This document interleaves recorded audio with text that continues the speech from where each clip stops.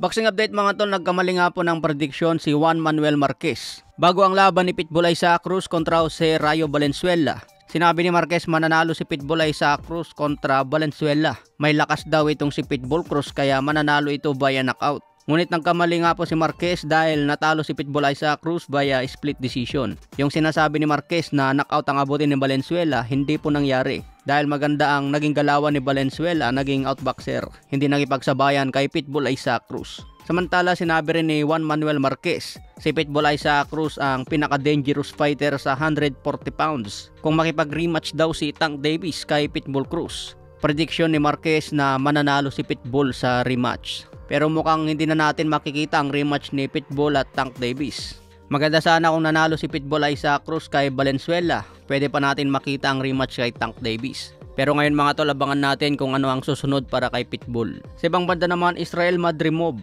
Sinabing dapat panalo daw siya sa laban kontra Crawford. Sinabi ni Madrimov, marami ang nagsasabi na knockout lang abutin ko kay Crawford, mahina akong boxer.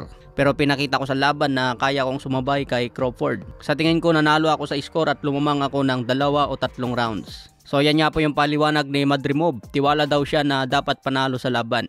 Samantala nagpaliwanag naman si Terence Crawford tungkol sa nangyaring laban. Sinabi ni Crawford, tinatamaan ako ng right straight. Bumabato siya ng straight bago matapos ang round. Gusto niya nakawin ang round at ipakita sa mga judge na siya ang lumalamang sa bawat round. Pero hindi sapat ang patama niya para makuha ang lamang sa bawat round. Dahil tinalo ko siya sa pamamagitan ng maraming jab, counter at body shot. So aminado si Crawford mga tol na tinatamaan daw siya ng solid.